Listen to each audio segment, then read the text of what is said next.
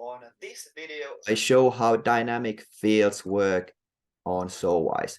So we have predetermined for you some dynamic fields, so we can use those to bring in some data regarding, for example, the document name and the signee information.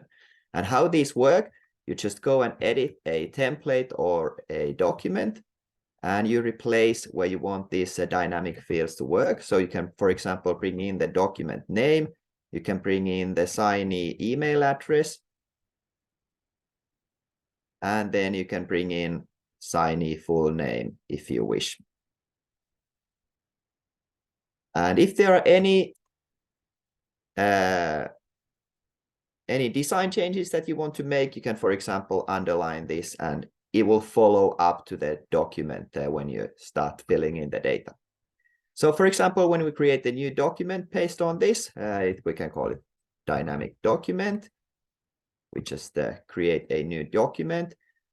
And then when we start filling in the information, I can add information. For example, I can add myself there as a signer.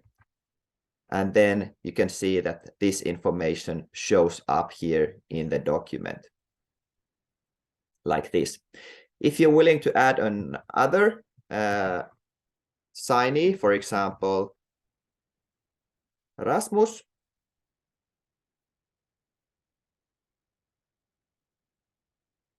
you will notice that there is no room for the second signee to show up here. So you can just go and edit the document, and you'll add a place where you can see that there is actually information for the other signee as well.